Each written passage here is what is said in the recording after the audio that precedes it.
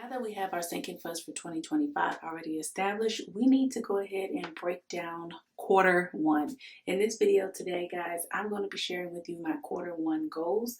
I am breaking it down this way because I don't want to get overwhelmed by putting quarter one, quarter two, quarter three, and quarter four goals down that I have, because I don't know exactly what I'm going to be doing for quarter two, 3, and 4 just yet.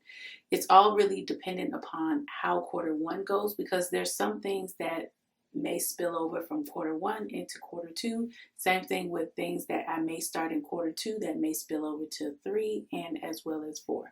So you want to go ahead and make sure that you are, again, making this into bite-sized pieces, something that you can handle and will not be overwhelmed with. If you did not see my video where I talked about the budget categories or the sinking fund categories and how I set mine up and giving an explanation of what sinking funds are, please make sure that you go ahead and look at that video. It's very, very helpful, and it breaks it down in a simple, easy way. This sheet right here I got from the Budget Mom's Paycheck to Paycheck Workbook. I believe that you can go onto her website and download this for free. I have a digital copy, which is the one here, as well as I have a hard copy of it also. So I like to look at it in both ways. So let's go ahead and look at my quarter one sinking funds that I will be concentrating on for January, February, and March. I'm going to go ahead and zoom in for you guys so that you all can see a lot better. Here I just set it up to where it says quarter one, January through March 2025. Again, that is what I am concentrating on initially, and then I can move on to other things as I see how things progress. So here, the first thing that I am going to be concentrating on for quarter one for my sinking funds is medical. Paying medical bills as we go. Basically, we are cash flowing. The amounts are going to vary. If you did not see the video that I posted a couple weeks ago, my son had surgery on December 23rd, and it was for left knee surgery. It actually was a little bit more intense than what they initially thought. So he ended up having a little bit of a meniscus tear towards the back of his knee, as well as they scraped away a lot of stuff, shaved it down, all of those good things, you know, whenever you have knee surgery. And so we did have to pay quite a bill in order to get the surgery done the initial day. And actually, that was a whole story in itself, because we were actually waiting in the pre-op room, and gown on, in the bed, waiting to get vitals, all of those things. And insurance had denied the claim again. So we were delayed for about an hour or so, and then we ended up having the surgery. But we did have to pay out of pocket for the surgery because insurance stated that we had not met our deductible. And that was about $4,121 that we paid out of pocket. So we are having to have him go to physical therapy, as well as just some other various things that we have had to purchase in order to help and assist him as far as healing. And so we know that we're going to have some more bills that come in, because January 1st, everything starts all over again. Our deductible is $6,000. So we do have a high deductible, and because we did not meet it last year, and honestly, I have no idea if we're going to meet it this year, I know that these bills will be ongoing. So that is one thing that we are looking at, and is one of the main focuses for quarter one, is making sure that we pay the medical bills. The doctor stated that average time frame, and with his age, about 5 months for healing and recovery.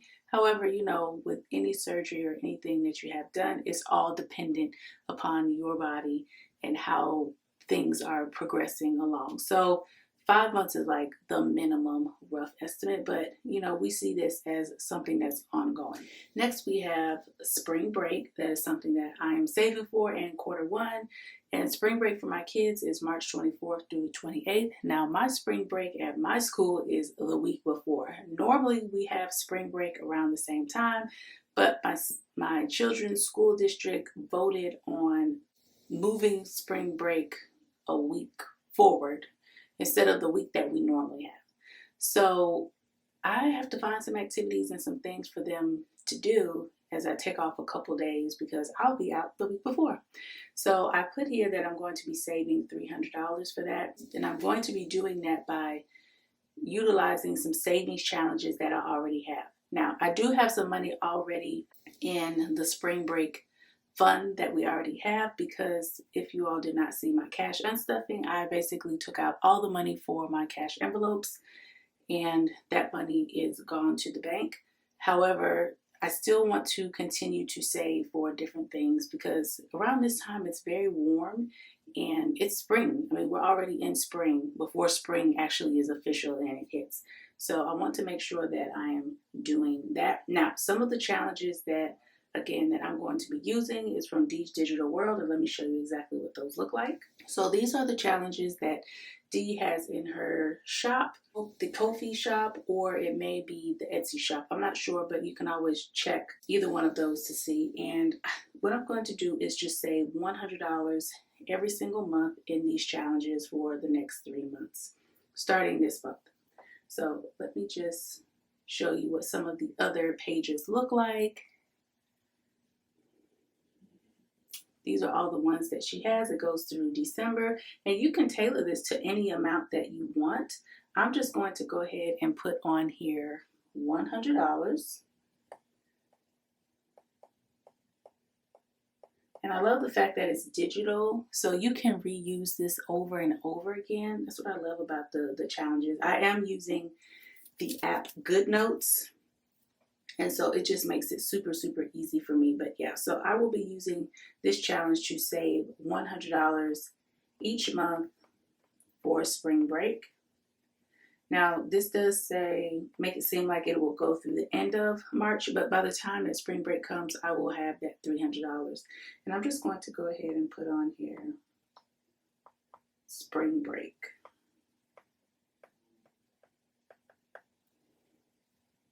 Now, let's head back on over to these sinking funds. Next, we have here the high priority binder as well as the emergency fund. And I'm just going to zoom in just a little bit so you guys can see. Now, I do have a high priority binder. In that binder, it has like sub categories, which are appliances, home repair, retirement. It did have debt in there, and that's when I was paying off the chimney repair, but I've already finished paying on that, so I don't have to do anything regarding that anymore. But I do want to have money in this high priority binder, and again, it's for these 3 things right here. And the retirement is my retirement, not my husband's, but because I'm trying to save a little bit extra towards my retirement, I will be using some savings challenges in order to fund these particular categories right here, because I do know that these are things that are always coming up. The home repair, if you don't know, that we got hit with so many home repairs last year and so much money coming out for different things. So I want to make sure that I'm at least a little bit more prepared than what I was previously, especially with the appliances. So moving over, we have emergency, and this is going to be the emergency fund, or what I like to call it, the forever fund. And so I have a goal of contributing $5,000 total to the forever fund for the entire year. But for the first quarter, I'm going to concentrate on adding in $750 total. So that is $250 each month. And so how we're going to achieve this is our tax return. I have no idea how much we're going to get, if we're going to get something at all. However, I do know that we probably will not owe like what we did this past year. This past year, we owed about $3,000-ish or so. And this was one year that it was like, whoa, we're not getting an actual return. Now, I know that's controversial, because a lot of people say, well, you shouldn't be getting any money back from the government, because that means that they've been holding your money and you haven't been able to earn interest on it.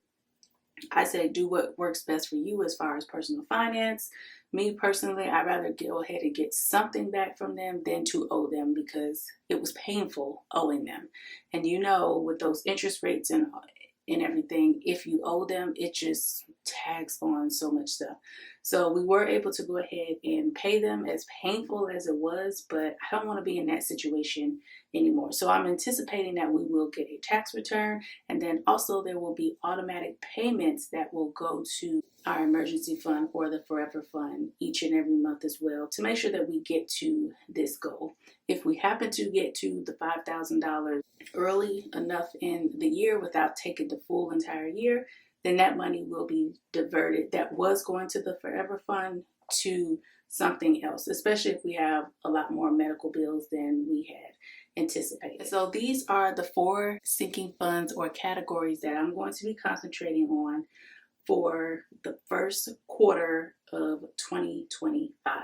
Have you guys already set up and broken down what you're going to do? Do you do everything as far as putting everything down for all the quarters? Or are you doing it like how I'm doing it, where I'm breaking it down quarter by quarter so that it's much more manageable and I'm able to concentrate on it better? I'd love to know what you guys are doing in the comment section below. Also, I want to note and state that if something does not get fully funded in the first quarter, or I wasn't able to do what I feel like I needed to do fully, then it will roll over into the second quarter. So that's the beauty of your budget, is that you could tailor it to however that you need to, especially if things come up, or unexpected things are always coming up, it seems like, in life. So I love the fact that I broke it down this way so that I know that, medical is probably going to be ongoing at least for another couple months past March. Okay, I know that spring break is going to be over after the end of March. So then I can start working on summer time, the summer break, so that we can have money to be able to do different activities and things like that. And then the high priority binder, that's something that's always going to be funded. But if we happen to receive a large tax return as well as our automatic payments, and we're able to go ahead and fund the emergency fund in the first quarter, then I can move on to something else here. So that is the beauty of having a budget and being flexible and looking at what you're doing with your money and where you're telling it to go, in order to make those adjustments as needed. All right, guys, if you happen to enjoy this video and you're not shy about sharing what you're doing for your budget categories or your seeking funds for 2025, love to hear it in the comment section. If you have not already subscribed to my channel and you are enjoying this type of content, as well as saving, side hustle content, and budgeting, please go ahead and subscribe to the channel and hit that all notification bell. Make sure you hit all notification and not personalized, so that you can receive all of the content that I'm sharing with you guys. And don't forget to smash the like button and leave me a comment below. Until the next video, guys, bye.